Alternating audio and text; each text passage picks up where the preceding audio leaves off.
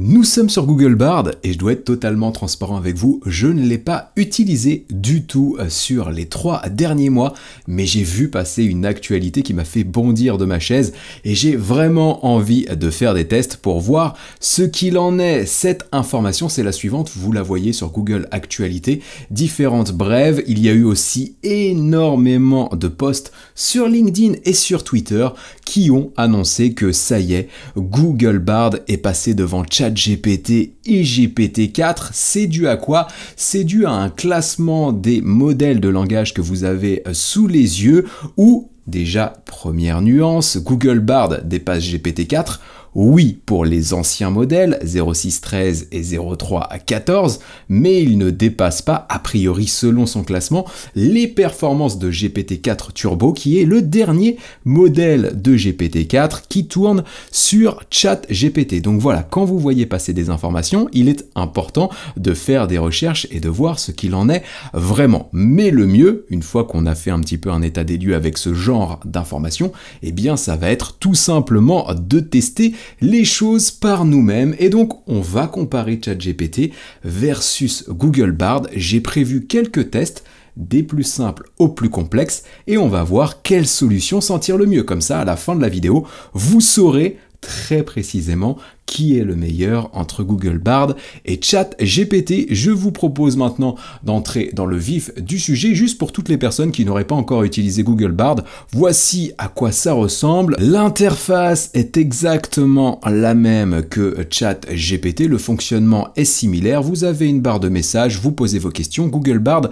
vous répond. On a logiquement accès à des plugins, mais comme nous sommes en France, la fonctionnalité n'est pas encore réellement déployée. On n'a pas de GPTs, on n'a pas la possibilité de partager d'autres documents hormis des images, mais on va faire le test ensemble. Mais voilà grosso modo l'interface. Maintenant, on va faire un premier test. Moi, ce que j'ai envie de valider déjà, c'est est-ce que Google Bard est meilleur que ChatGPT sur l'aspect compréhension de nos demandes. Donc là, je vais rédiger un prompt basique. On va commencer par ChatGPT.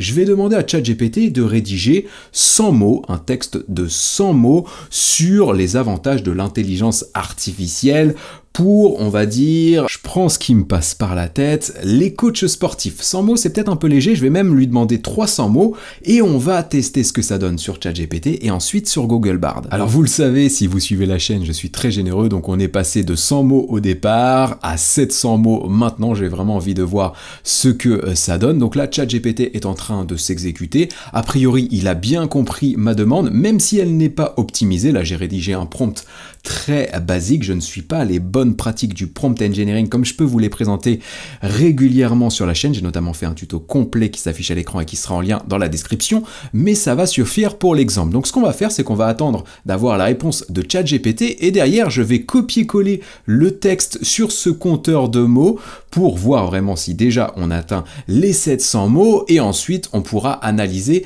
la pertinence du contenu. Alors voilà, ChatGPT a terminé. Vous pouvez mettre pause si vous voulez regarder un petit peu en détail ce que vaut le texte. J'ai quand même l'impression qu'on va assez en profondeur, que les arguments qui sont mis en avant sont plutôt intéressants. Je récupère le texte et on va le copier-coller dans le compteur de mots. Je vais cliquer sur compter et on va voir ce que ça donne. Donc là, vous le voyez, on n'est pas aux 700 mots demandés, mais on s'en rapproche quand même assez dangereusement avec 552 mots. Maintenant, ce que je vous propose de faire, eh bien, c'est de réaliser exactement la même demande. Et donc là, je vais pas me prendre la tête, je vais copier-coller la demande et je vais la mettre dans Google Bard et on va voir comment ça se passe en termes de compréhension sur la forme avec le nombre de mots et sur le fond avec la qualité du contenu. Là, très clairement, je dois être honnête avec vous, la réponse est apparue bien plus rapidement sur Google Bard que sur ChatGPT. J'ai dû attendre à peu près 45-50 secondes sur ChatGPT pour avoir le texte dans son intégralité.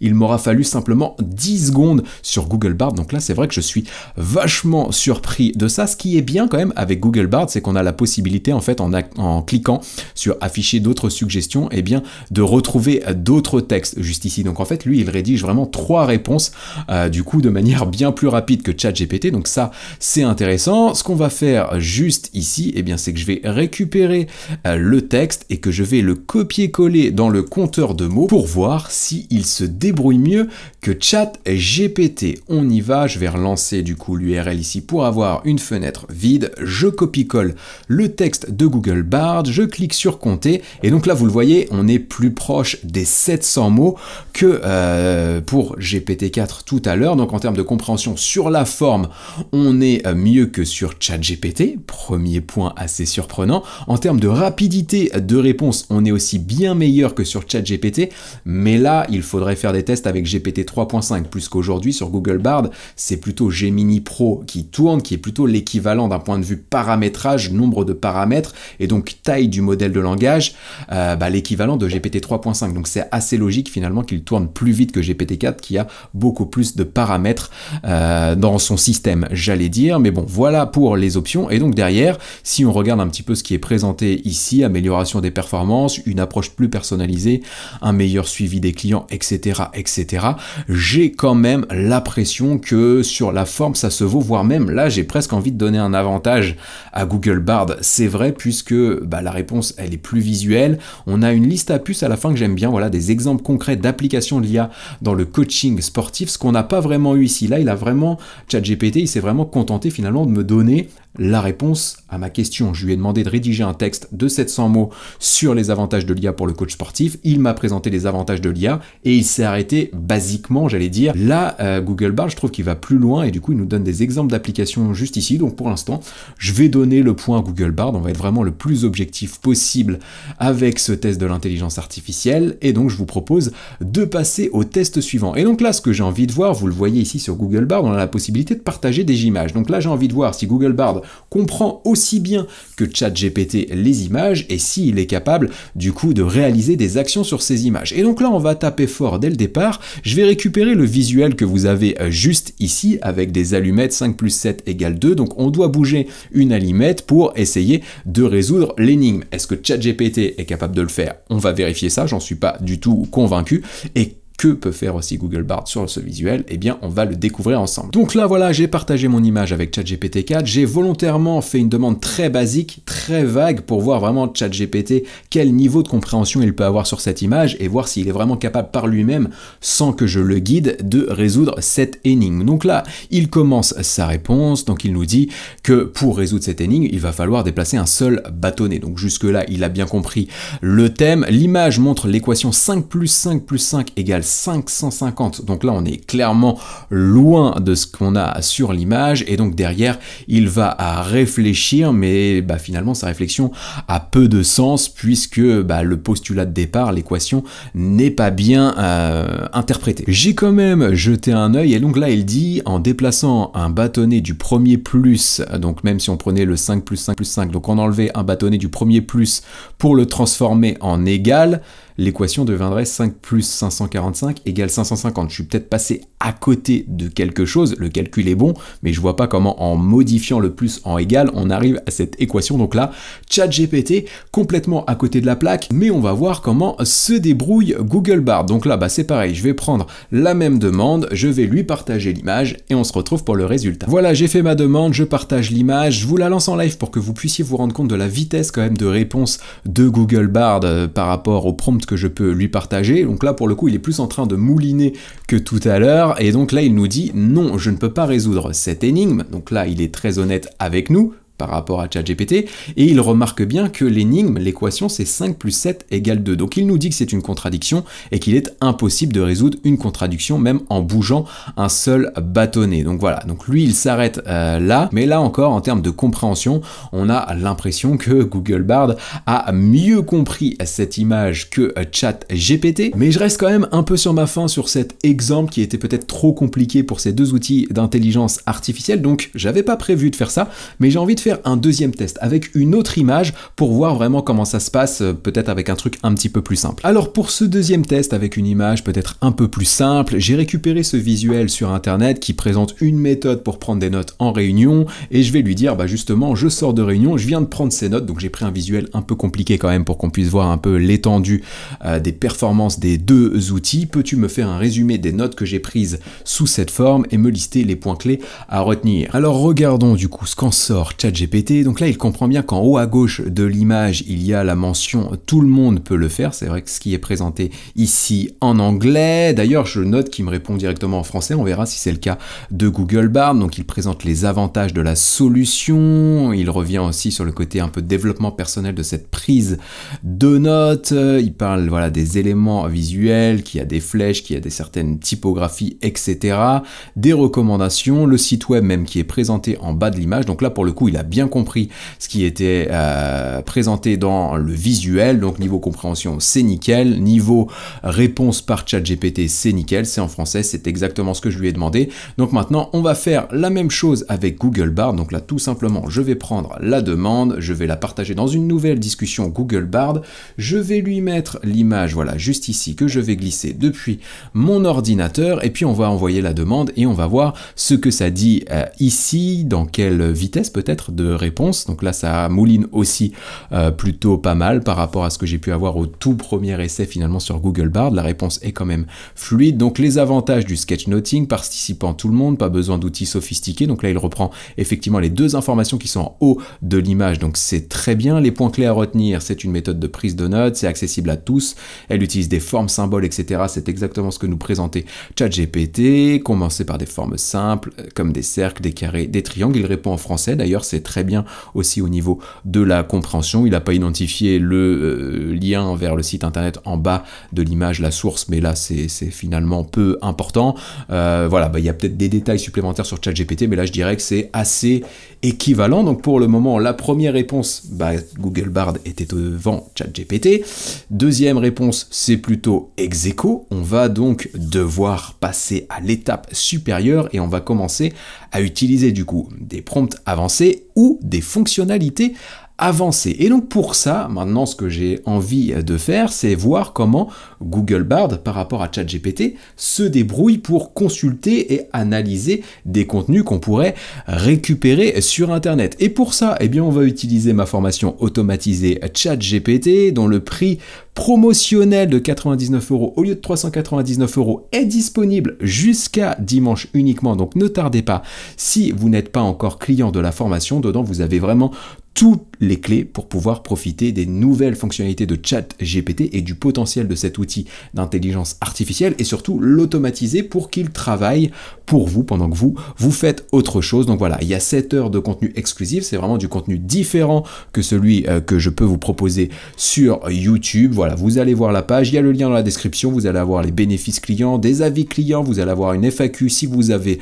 besoin d'informations supplémentaires et donc le prix promotionnel de 99 € au lieu de 399 €. Et donc là, ce que je vais faire, eh bien, c'est que je vais récupérer le lien de la page et je vais demander à ChatGPT et à Google Bard, eh bien, tout simplement de me faire un résumé du contenu qu'on peut y trouver et on va voir ce que ça donne. Donc on commence par ChatGPT 4, je lui demande un résumé complet du contenu, je lui partage le lien vers la page web. Donc là, on voit bien quand même que ChatGPT se connecte à la page et donc logiquement, il va pouvoir plutôt l'analyser. Donc il a bien compris le titre de la formation automatisée de ChatGPT, il a bien capté qu'il y avait 15 tutoriels vidéo, un livret de procédures, etc. Tout ce qui est finalement présenté voilà, sous forme d'icônes ici, etc. Il arrive bien à en prendre compte, il trouve bien aussi la promo de 99 € au lieu de 399 €, les 7 heures de contenu exclusif, les promesses dans la formation. Donc là, le résumé, il est juste nickel. Maintenant, on va voir du coup comment se débrouille Google Bard sur un contenu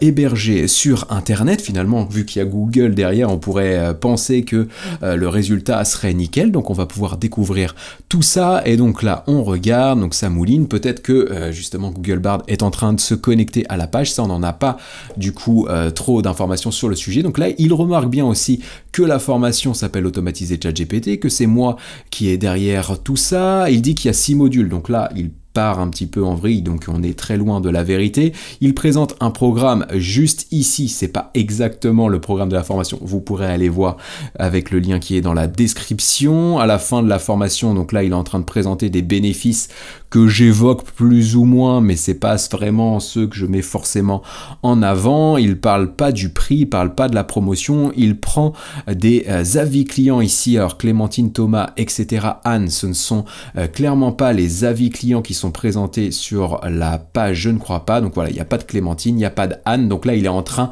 vraiment de broder et d'inventer des choses, et ça, moi, ça me pose vraiment problème. Autant sur les 2 premiers tests, bah du coup, Google Bard arrivait à suivre ChatGPT, voire même parfois le surpassait, mais là on a un réel problème, puisqu'en fait, Google Bard est vraiment en train d'halluciner, il est en train de broder des réponses, et donc du coup, il peut nous induire en erreur, et donc dans un usage professionnel, utiliser ce genre d'outil qui peut inventer des choses, c'est très dangereux. Et donc là, forcément, eh ben, j'ai envie de voir s'il va s'enterrer du coup dans sa pratique. Donc je lui dis, voilà, pour les avis clients, est-ce que tu les as bien tous lus? J'ai oublié un petit S à lu, pardonnez-moi pour ça. Est-ce que tu en as d'autres? Et donc là derrière, il est en train de continuer, hein, il confirme ce qu'il nous dit. Oui, j'ai bien lu tous les avis. Donc il nous trouve un avis d'une Sabrina, de Pierre et de Jean-Luc D. Et bien tout simplement, on va regarder ici, est-ce qu'on a du Jean-Luc D? Est-ce qu'on a du Sabrina? Eh bien non, pas du tout.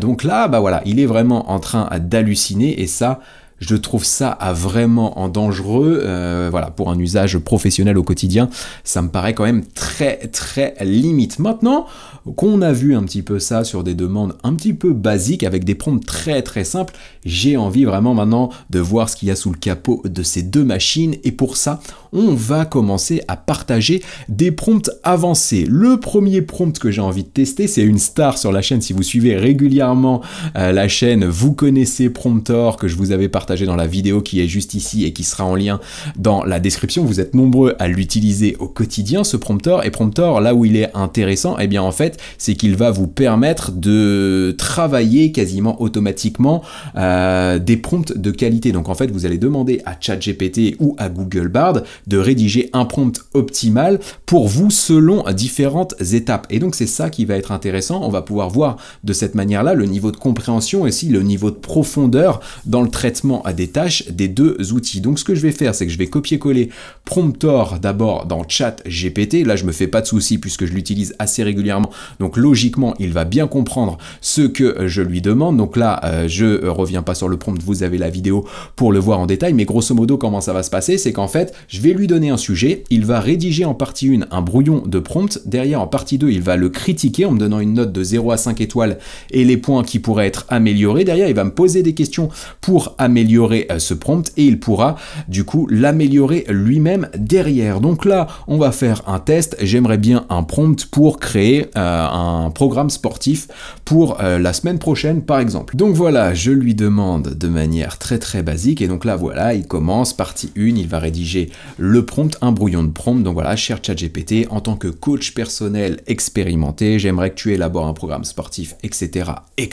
Derrière, il attribue une note à ce prompt en nous expliquant que c'est un prompt 4 étoiles sur 5, mais sans doute qu'il va y avoir des éléments à améliorer derrière, voilà, notamment en intégrant des informations spécifiques sur les préférences personnelles en matière d'exercice ou des restrictions physiques éventuelles et aussi des préférences peut-être nutritionnelles. Donc voilà, là il me pose des questions, je vais tout simplement lui dire de répondre pour moi et on va voir ce que ça donne. Et donc voilà, il a rédigé le prompt amélioré juste ici, il a récupéré des informations du coup par rapport aux questions qu'il avait posées et auxquelles il a répondu lui-même pour des questions de temps et de fluidité dans la vidéo. On obtient derrière un prompt 5 étoiles sur 5, donc voilà, c'est plutôt pas mal. En tout cas, il a bien compris le concept de Promptor, il a bien suivi les étapes à la lettre et du coup, il est capable de répondre à notre question de cette manière. Et bien maintenant, ce qu'on va faire, c'est tout simplement poser la même question à Google Bard, donc copier-coller à nouveau le prompt que nous avons ici. J'en profite, cette base de prompt, vous y avez accès gratuitement puisque je vous la partage en lien dans la description. C'est le lien vers mes ressources IA. Donc il y a des prompts comme ceux que vous voyez ici qui sont présentés par catégorie. Dans chaque catégorie, vous avez des tutoriels vidéo pour pouvoir bien utiliser ces prompts. Donc c'est très complet. Allez faire un tour et vous pouvez en profiter si ce n'est pas encore le cas. Donc là, je récupère Promptor et je vais le partager à Google Bard et on va voir ce que ça donne puisque finalement, voilà, le classement qu'on a vu tout à l'heure est vraiment basé aussi sur des tests de cette ampleur. Donc on va pouvoir vraiment mesurer tout ça ensemble. Alors est-ce que Google Bard du coup va se rattraper par rapport à ce qu'il a pu faire précédemment? Donc là il est en train de vriller totalement, hein. Donc là on le voit vraiment en live, j'ai copié-collé le prompt juste ici. L'idée de ce prompt, comme vous le voyez à la fin, c'est de lui dire s'il est ok avec toutes les instructions que je viens de lui partager, eh bien il va me demander quel est le sujet du prompt que je souhaite travailler pour pouvoir le créer selon les 3 parties qui sont présentées juste ici. Et donc là, il dit lui-même ok, il définit lui-même le sujet du prompt, rédige un poème sur le thème de l'amour, et donc derrière, il va nous rédiger le prompt juste ici. Voilà, un prompt d'une ligne, ça vous, si vous suivez la chaîne, vous savez très clairement que ce n'est pas optimisé. Il nous dit que c'est une note de 4 étoiles, donc là, ouais, je suis vraiment surpris de ça. Les améliorations possibles, elles sont là, il pose des questions, il fait des commentaires, et donc derrière, il me donne quelques exemples de prompts spécifiques. Donc là, voilà, je suis très déçu de ça, la compréhension n'est pas bonne, et donc du coup, sur une demande aussi complexe, peut-être trop complexe pour Google Bard, on voit là clairement que ChatGPT et GPT-4 est aujourd'hui au-dessus de Google Bard. Mais c'est pas grave, on va continuer, on va prendre peut-être une demande plus pragmatique, et pour ça, en fait, je vais utiliser ChatGPT et Google Bard pour créer une fiche de poste pour un emploi fictif. Je devrais pas dire ça peut-être comme ça sur une vidéo YouTube, vu toutes les affaires qu'on voit sortir régulièrement dans la presse, mais là l'idée, voilà, ça va être de tester ça avec un exemple pour la vidéo. Donc je vais récupérer le prompt, pareil, dans la base que je vous partage en lien dans la description. Ce prompt, il est optimisé, et donc ce que je vais faire, c'est que je vais le copier-coller dans ChatGPT et je vais lui demander du coup de me rédiger une fiche de poste pour un responsable marketing, et on va voir ce que ça donne. Là c'est pareil, vous le voyez, c'est un prompt en plusieurs étapes, donc on va voir comment se débrouillent les deux outils. Donc là l'idée c'est déjà de lui demander en étape 1 d'identifier toutes les informations dont il a besoin pour rédiger la fiche de poste nickel. Donc là c'est pareil, je vais lui demander de répondre pour moi et ensuite il pourra rédiger la fiche de poste. Donc voilà, il m'a posé ces questions, je lui dis de répondre pour moi car c'est pour une expérience comme un petit peu tout à l'heure, mais là où c'est intéressant et c'est aussi la grande force de ChatGPT, c'est que vous le voyez juste ici, il m'a fait des préconisations par rapport à mon contexte, et ce contexte il l'a récupéré grâce au paramétrage de mes Custom Instructions qui sont un paramétrage très important pour tirer profit de ChatGPT et qui vous permet de partager des informations sur votre contexte et la manière dont vous souhaitez que ChatGPT vous réponde. Donc si vous n'êtes pas familier de cette fonctionnalité Custom Instructions pourtant fondamentale, là c'est pareil, j'ai fait un tuto complet qui s'affiche à l'écran et qui sera en lien dans la description, mais ça clairement on ne l'aura pas dans Google Bard puisque cette fonctionnalité n'existe pas. Donc bref, derrière il est en train vraiment de répondre pour moi aux questions, donc ce qu'il a fait, et là il rédige un premier jet de la fiche de poste, il me fait une critique derrière, donc évaluation 4 étoiles sur 5 avec les points forts de l'offre d'emploi et les améliorations nécessaires. Donc en bref, là il répond vraiment à la question. Le résultat qu'on va obtenir à la fin sera un résultat pertinent par rapport à notre demande. Voilà, on a des choses très cohérentes juste ici. Je vais même pas aller au bout du process. Là ce que je vous propose carrément de faire, eh bien c'est de copier-coller le prompt juste ici et de le partager avec Google Bard pour voir ce que lui en pense. Donc on va faire nouvelle discussion. Voilà, je vais le copier-coller tel quel. Je me rends même compte ici que je n'avais pas renseigné cette brique là de spécialité du domaine pour l'expert en recrutement que j'avais signifié en début de prompt. Donc là je vais même le faire dans le marketing digital. Voilà, je vais lui dire ici, puisque c'est finalement l'exemple que nous prenons. Donc voilà, il a une information supplémentaire que ChatGPT n'avait pas. On va lancer la demande et là c'est pareil, on va voir s'il est capable de rédiger la fiche de poste ou pas. Donc là j'ai l'impression qu'on est quand même mieux que tout à l'heure. Étape 1, il a bien listé les points qui étaient importants, il me présente les informations dont il a besoin pour rédiger la fiche de poste, et derrière il me dit plutôt en étape 2, une fois que vous aurez répondu à toutes les informations manquantes, vous pourrez rédiger un premier jet de la fiche de poste. Mais là je pars du principe que si je lui dis de répondre pour moi et de poursuivre le process, il devrait le faire. On va voir ce que ça dit. Donc voilà, là pour le coup, j'allais dire c'est son domaine d'expertise, je vais lui dire d'inventer les éléments pour poursuivre ensuite le process car on est dans le cadre d'une expérience avec cette vidéo. Donc là, il est vraiment en train d'inventer les choses. Là, pour le coup, c'est même très pertinent ce qu'il propose.